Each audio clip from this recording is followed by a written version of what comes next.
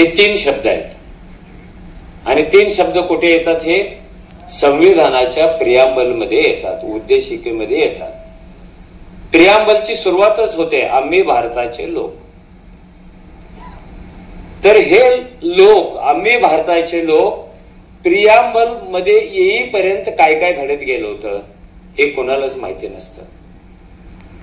आपल्याकडे एक दुःखद गोष्ट आहे, आपल्याला संविधान आहे जबरदस्त, पण संविधान वाचणारे नागरिक नाहीत आपल्याकडे.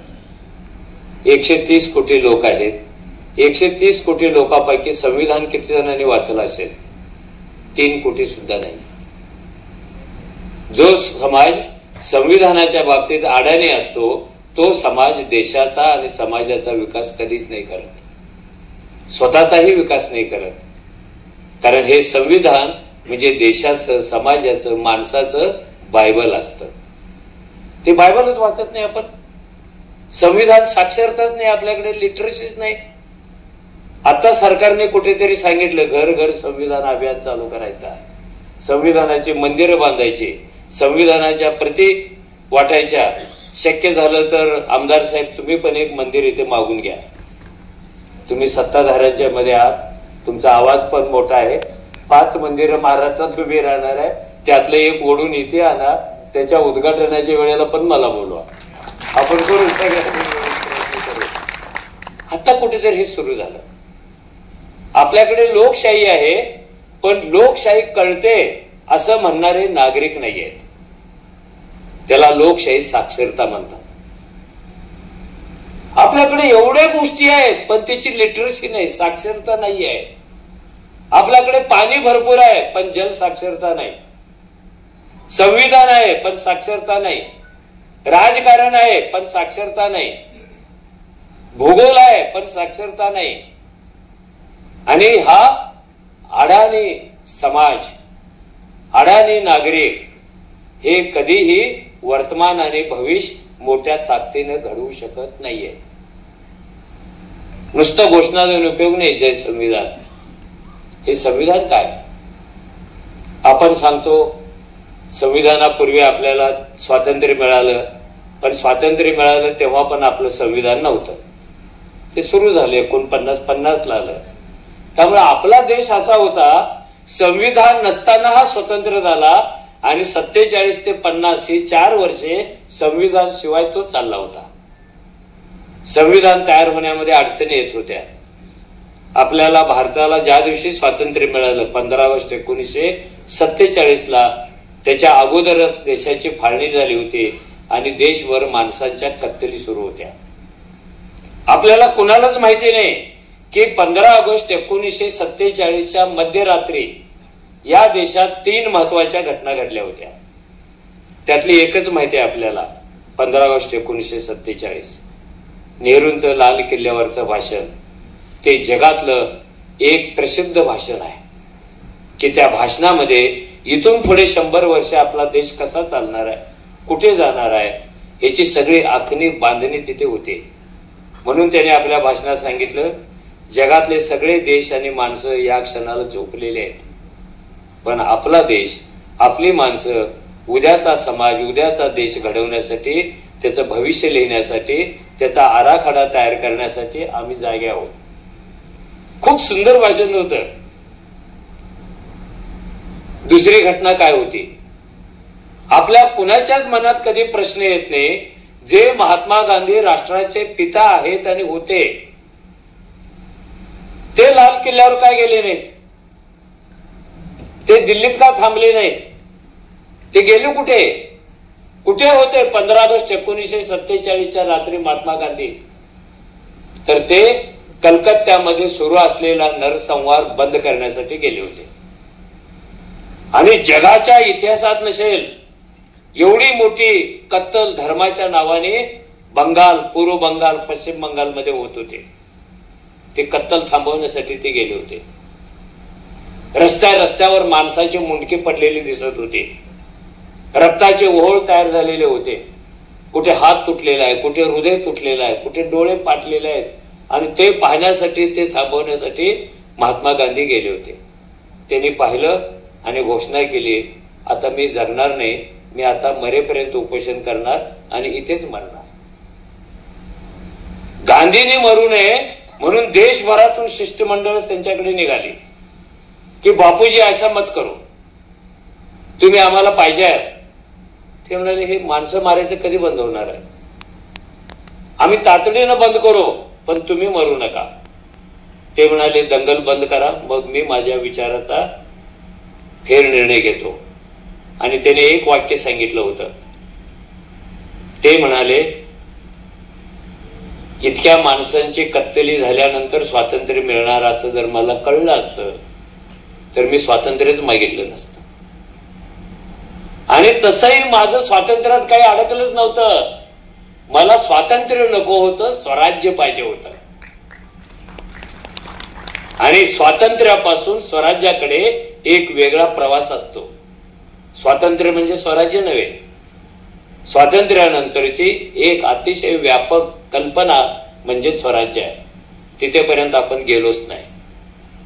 तिसरी गोष्ट काय घडत होती?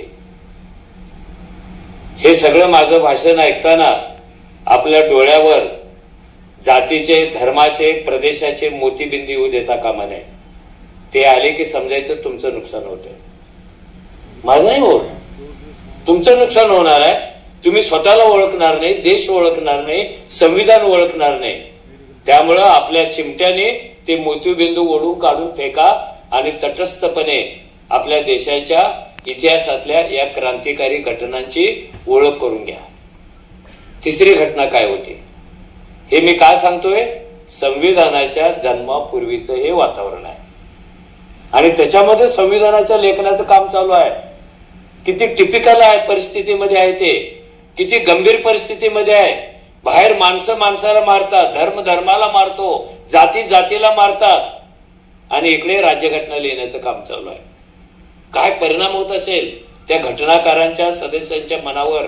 288 सदस्य आहेत, जे जे निवडून गेले त्या लोकसभेवर ते सगळे राज्यघटनेचे सदस्य होते.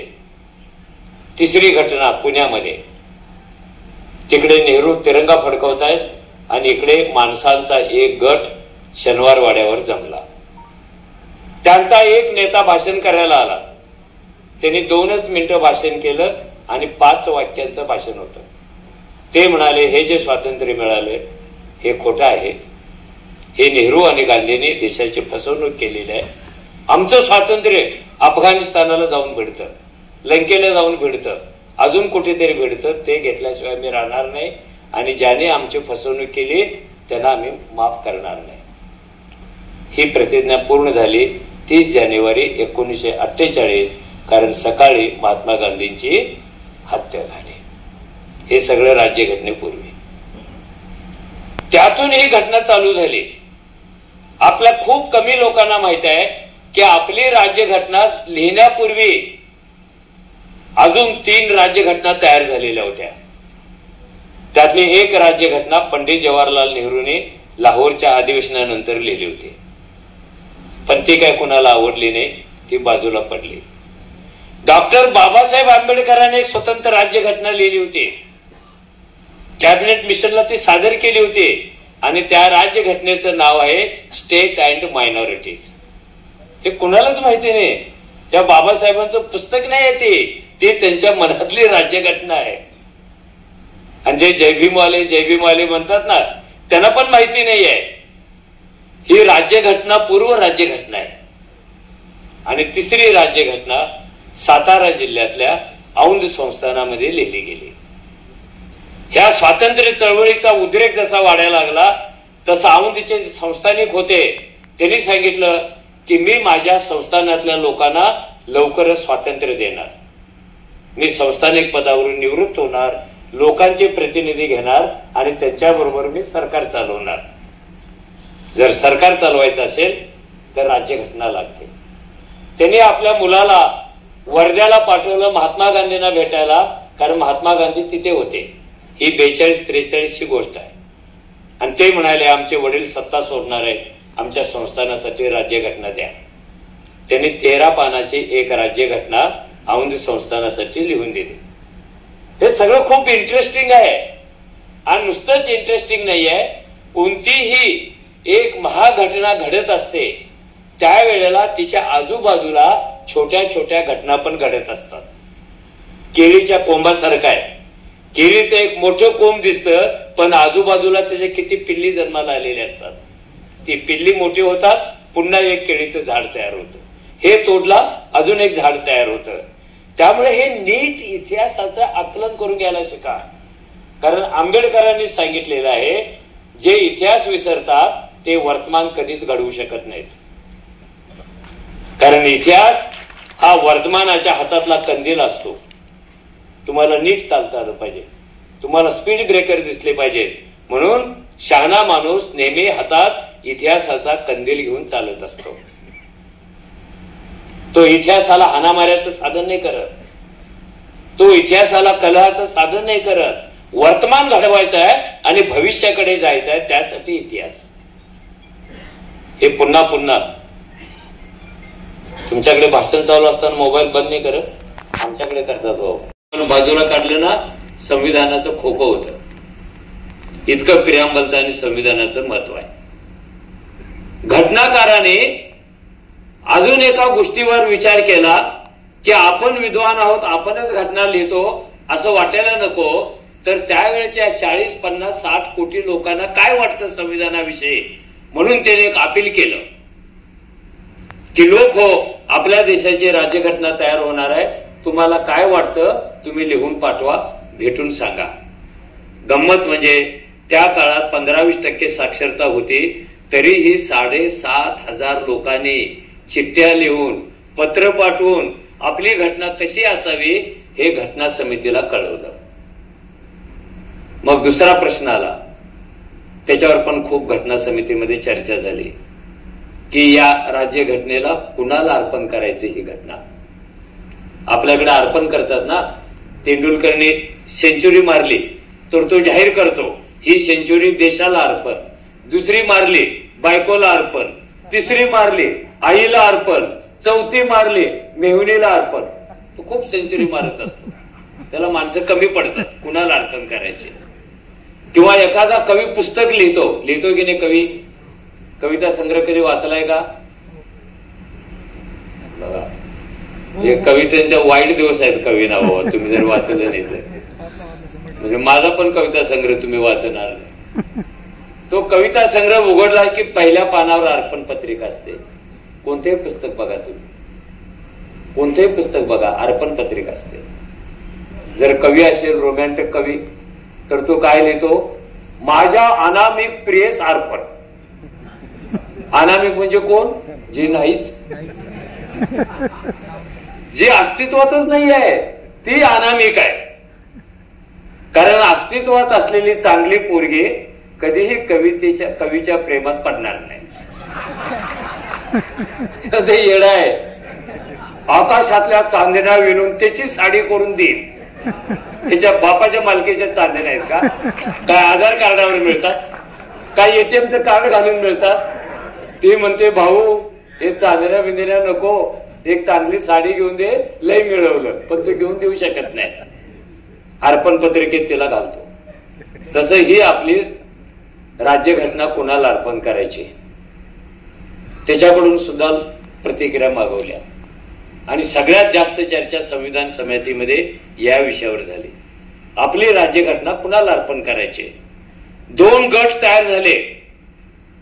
त्यातला एक गट म्हणाला की ही राज्यघटना काही झालं तर महात्मा गांधींनाच अर्पण करायला पाहिजे, ते राष्ट्रपिता आहेत आपले. म्हणजे तेव्हा ते हत्या झाली होती, त्यांना अर्पण करायची. दुसरा गट म्हणाला देवाला अर्पण करायची. तिसरा म्हणाला देवीला अर्पण करायचे. पण कोणत्या देवाला अर्पण करायचे? आपल्याकडे देव भरपूर आहेत ना. मग कोण म्हणालं राम, कोण म्हणालं हनुमान, कोण म्हणालं कृष्ण, कोण म्हणालं शंकर. आपल्याला मोजता येत नाहीत. आपल्याकडे देव आहेत 33 कोटी. 33 कोटी हा तुम्हाला आकडा पण लिहिता येणार नाही. पण ते काय मंजूर झालं नाही. मग काही लोकांनी सुद्धा पाठवली पत्र की ही राज्यघटना कुणाला अर्पण करायची. त्यात एक पत्र देवाने लिहिलेलं होतं, साक्षात देवाने. आणि ते पत्र कुठे आहे? ऑस्टिन नावाच्या लेखकाने भारतीय राज्यघटना राष्ट्राची कोनशिला या नावाने जे पुस्तक लिहिलेलं आहे त्या पुस्तकात ते जसंच्या तसं पत्र आहे. आता आपल्याला मुळात राज्यघटनाच माहिती नाही तर ऑस्टिन कसं माहिती होईल?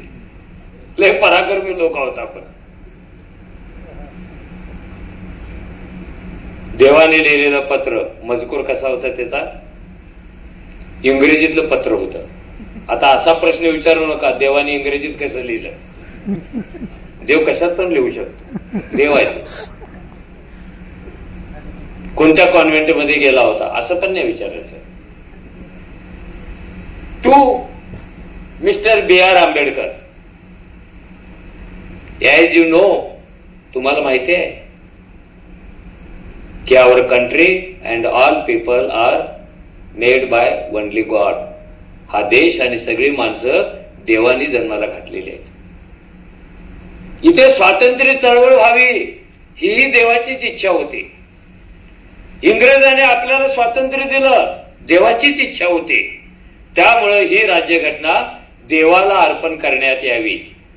आणि खाली युअर सिन्सिअरली, चेन्नई मधल्या एका देवाचं नाव होतं. ते नाव घेत नाही मी कोणाचीच नावं घेणार नाही, कारण भावना दुखवतात राव. अलीकडे दुसरं काहीच दुखत नाही. डोकं दुखत नाही, पोट दुखत नाही, गुडघा दुखत नाही, हात दुखत नाही, काही झालं की भावना दुखवल्या. सही होती इंग्रजीमध्ये, कल्की महाराज, आणि त्या महाराजांचे नंबर असं ते पत्र होत. हे काय ऐकायचं आहे की देशाचा एक मोठा दस्तऐवज आहे, तो कोणत्या कोणत्या वळणाने वाटाने आपल्यापर्यंत पोहोचलेला आहे.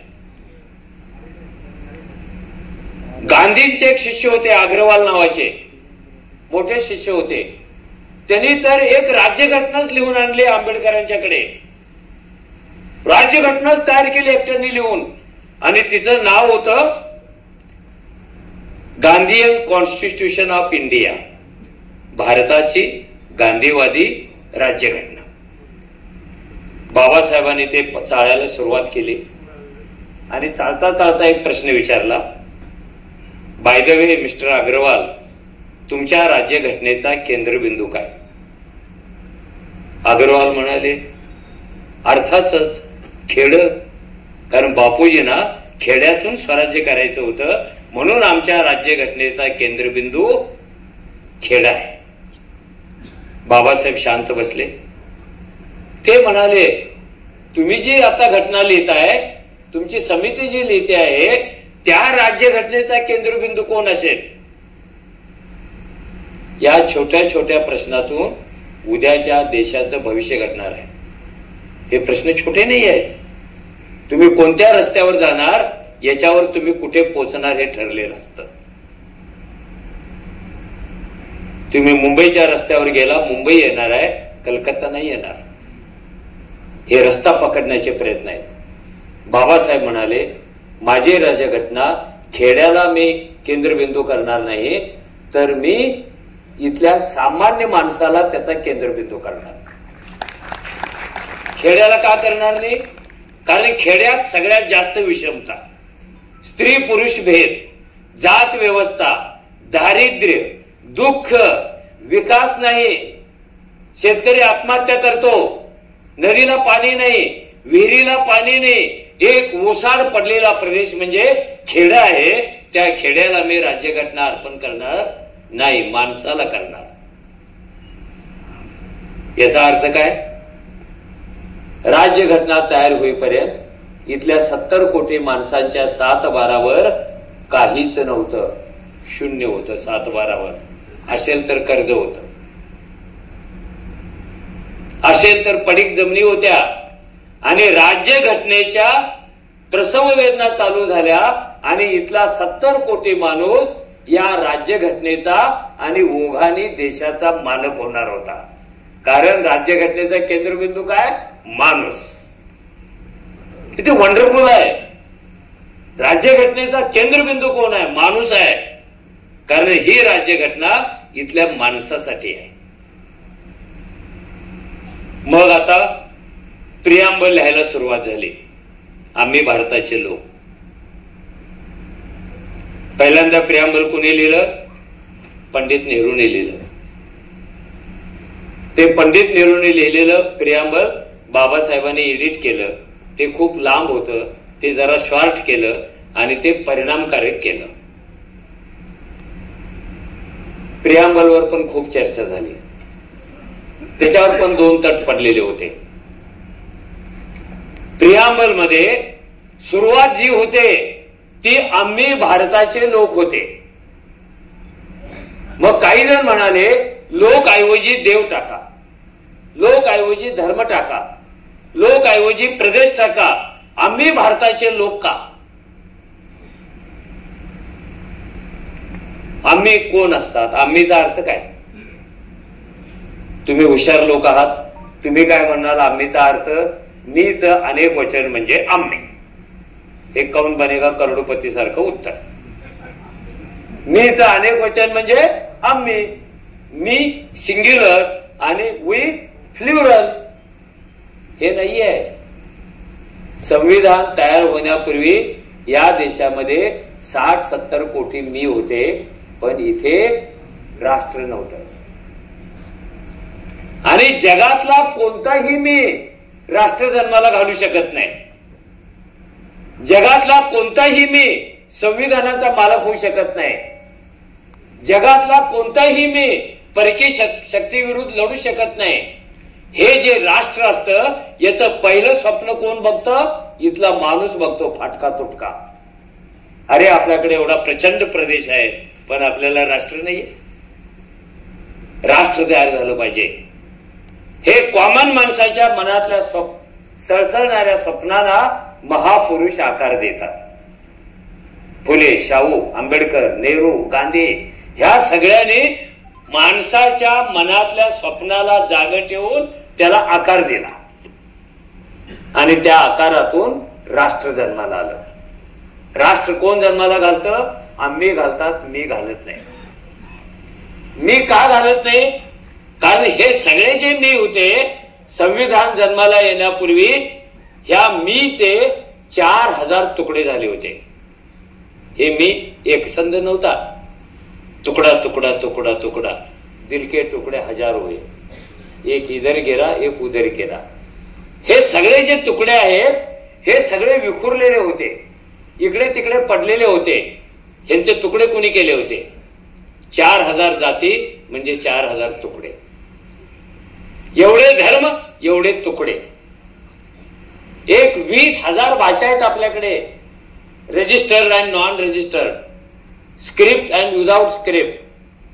तेवढे माणसाचे तुकडे, तेवढे प्रदेशाचे तुकडे. एक 400 संस्थानिक होते, तेवढे पुन्हा माणसाचे तुकडे. या देशातला माणूस तुकड्या तुकड्या तुकड्यामध्ये विभागलेला होता, म्हणून तो राष्ट्राचं स्वप्न बघू शकत नव्हता. जो तुकडा असतो त्याचा मृत्यू अतिशय वाईट पद्धतीने होतो. तो तुकडा होता म्हणून बाहेरून आलेल्या परक्यांना आपण पराभूत करू शकत नव्हतो. शत्रू आला तरी एखादा मी लढायला जायचा आणि बाहेरून येणार शत्रू त्याला पराभूत करायचा आणि आरामात येऊन 150 वर्षे, 700 वर्षे, 60 वर्षे तो इथे राज्य करायचा. कारण आम्हीचा अभाव होता. ह्या मीचा आम्ही का होऊ देत नव्हतं? ह्या मीला काय ताकदच नव्हती. इकडे तिकडे फिरणारे, भाकरीची शिकार करणारे, त्याला ज्ञानाचा अधिकार नाही, त्याला संपत्तीचा अधिकार नाही, त्याला कपडे घालायचा अधिकार नाही.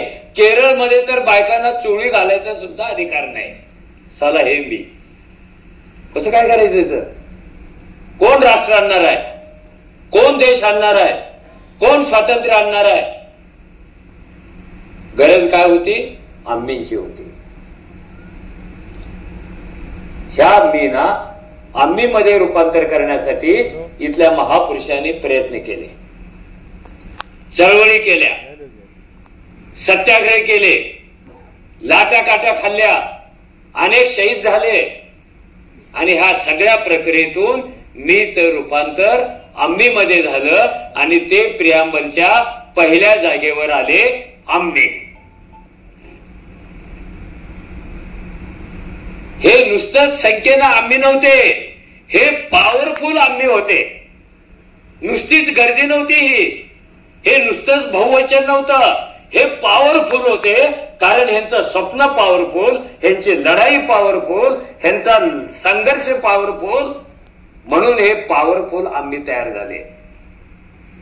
आणि त्याने जाहीर केलं, अरे आपला एक राष्ट्र चाहिए. चला काय भारी, अरे आपला एक देश पाहिजे. कारण आता आम्ही मी राहिलेलो नाही आहोत, आम्ही आता आम्ही झालेलो आहोत आणि आम्हीला राष्ट्राची गरज आहे. आणि तुम्हाला माहित, मी म्हणजे एक तुकडा असतो, आम्हीचा एक तुकडा म्हणजे मी असतो. आणि तुकड्यांची मौत कशी होते? अतिशय वाईट पद्धतीने तुकड्याची मौत होते. कुठेच शोकसभा घेतली तुकडा मेला की, जगाच्या पाठीवर तुकडा मेला, मी मेला की शोकसभा नाही, त्याचं थडगं पण बांधायचं नाही, त्याचा पुतळा पण करायचा नाही, त्याची बातमी पण देणार नाही. कारण कटपीस मेलेला आहे, तुकडा मेलेला आहे. तुम्ही जर बाजारपेठेत जात असाल वसमतच्या, तर मोठे कपड्याचे दुकान असतात आणि सणाच्या वेळेला तिथे होर्डिंग लागतं, बोर्ड लागतो.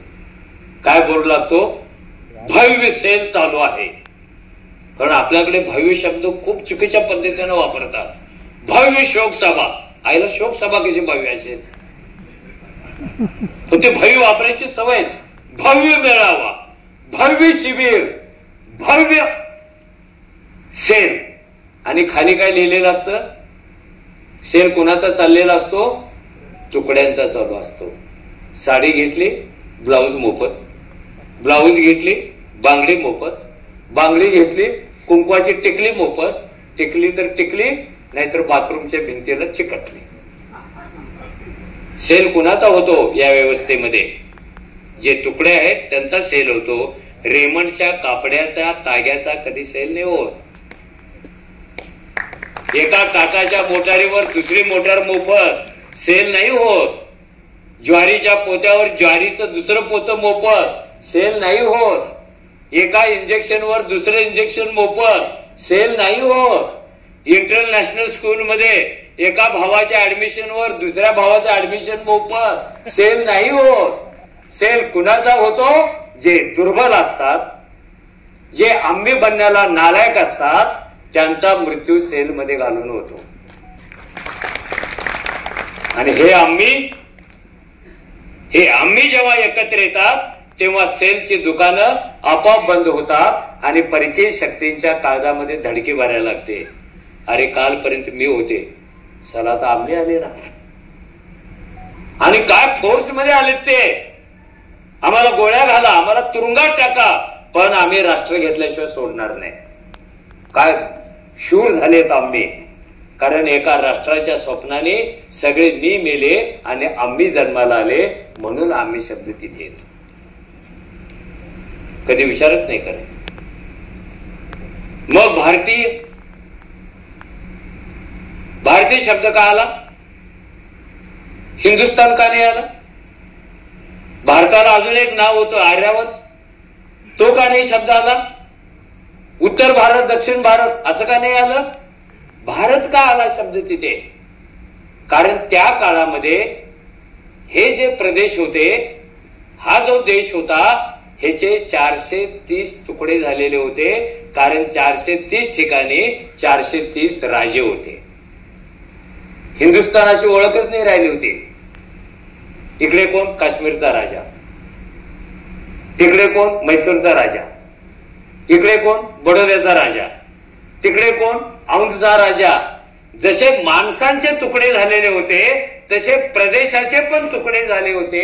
एक संध ओळख होईल असा काही नाही.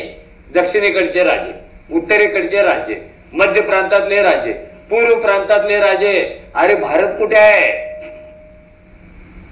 आता हे तुकडे मरणार आणि मेलेच ना. सगळी संस्थानिक खालसा केली.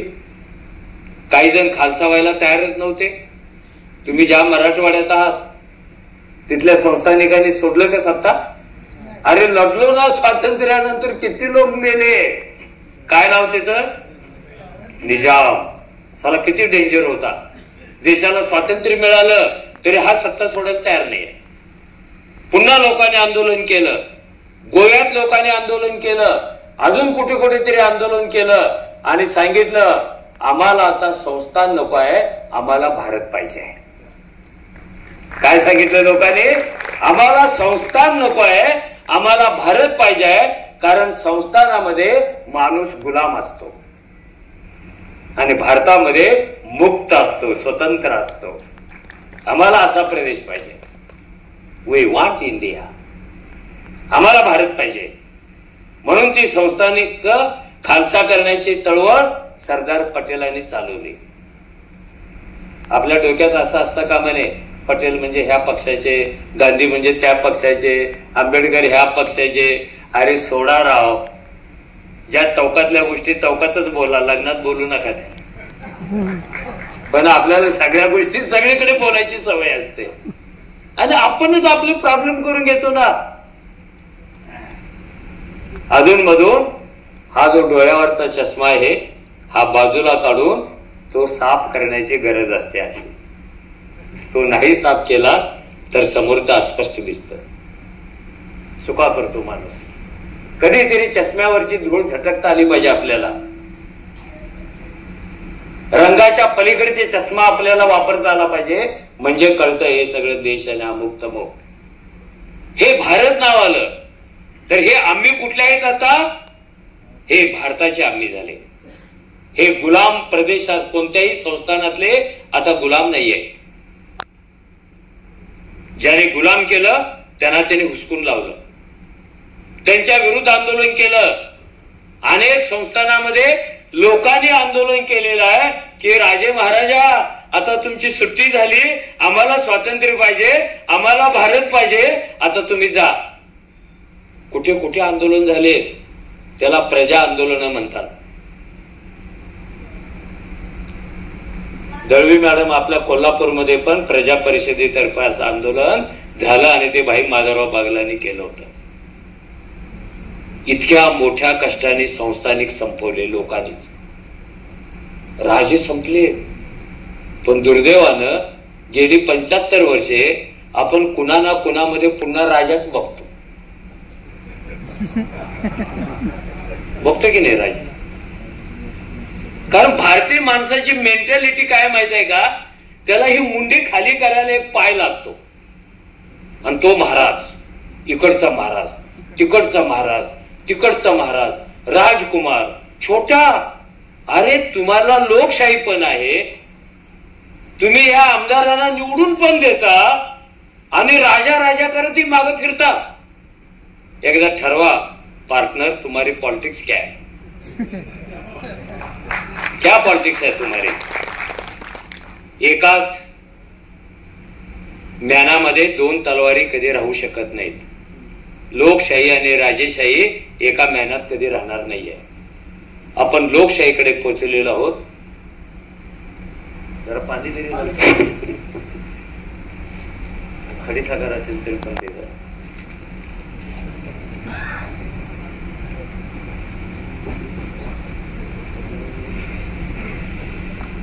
काहीतरी पॉलिटिक्स पाहिजे तुमचं. तुम्हारी पॉलिटिक्स क्या है? तुम्हाला राजेशाही पाहिजे की लोकशाही पाहिजे? तुम्हाला संविधान पाहिजे की संविधान नसलेली शासन व्यवस्था पाहिजे? 75 वर्षांनी तरी ठरवा. थांब रे दादा, हे थांब मी का म्हणालो माहिती आहे? मला डायबिटीस आहे. बोलता बोलता अशा जर हालचाली वाढल्या ना तर एकदम पाठी कोरी होते आणि ती कोरी झाली तर तुमच्यावर जिम्मेदारी यायला नको. येडी तुमच्या मागे लागेल, हा का कचकला म्हणून. त्यामुळे जरा शांततेनं एक तासभर आपल्याला सहकार्य करायचं आहे.